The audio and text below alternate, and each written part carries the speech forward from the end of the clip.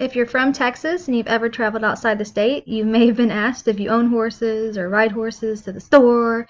Other areas just seem to think everyone in Texas owns horses. So today I'm discussing raising horses, including 3 main points of physical needs, emotional needs, and needs that horses fulfill for others.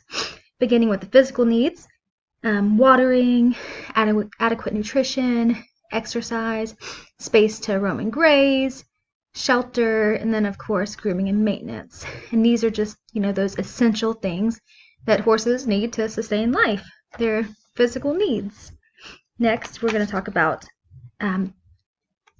beginning with the first need of watering horses. You need to provide fresh, clean water as well as a natural resource nearby like a pond, because the average horse will take about 5 to 10 gallons of fresh water per day. And just like humans, different horses crave or need different amounts of water intakes.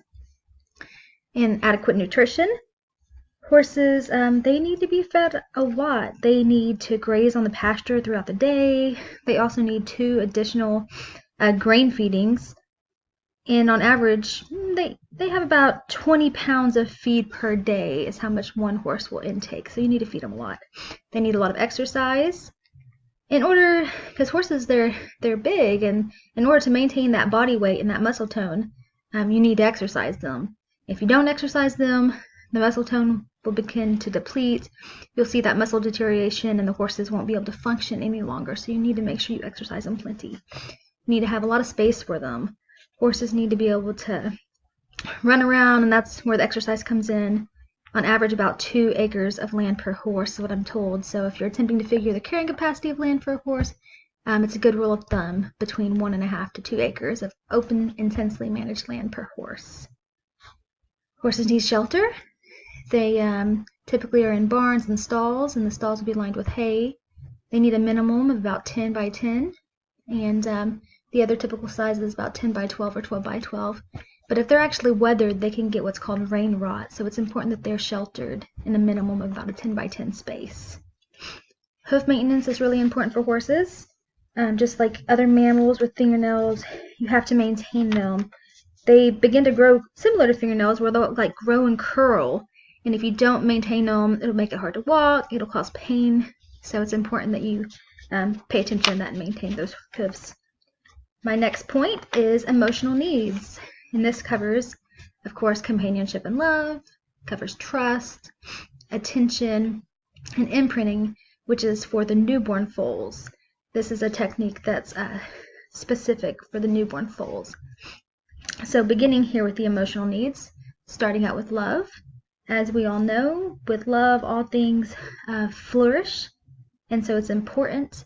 Here's a quote from my good friend Greg McMichael, who says that his horses just show him love many ways, and they know when you love them back. And so that's true that horses have emotion just like that. They need trust. When you trust your horse, you give him direction and guidance. He needs to feel confident and to perform the best of his ability. When you build trust with your horse, and your confidence builds too, and then trust becomes an endless circle that builds on itself and becomes stronger over time. And this quote from Linda Tellington, I think,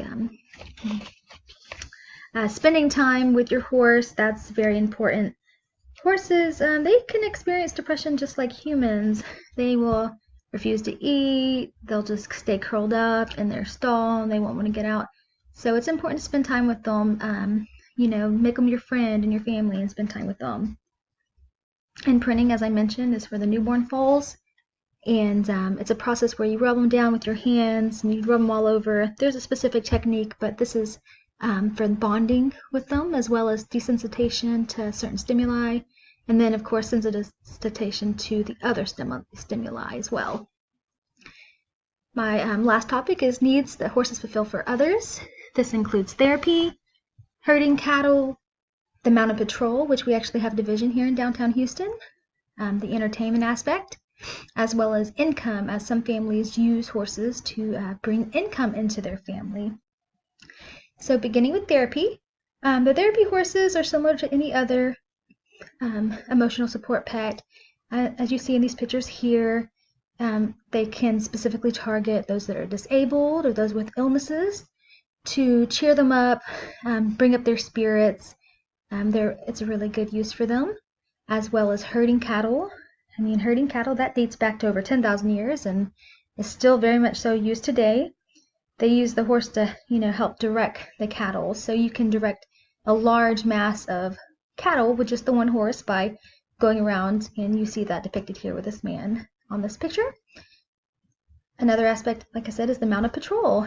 The division that we have here in downtown, they ride horseback, and they claim that one mounted patrol officer and his or her horse has been compared to the effectiveness of 10 to 12 police officers on the ground in crowd control situations. So that's a really neat statistic.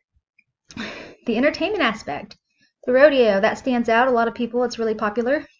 The rodeo, trail rides for tourists, and the pony rides for the little ones.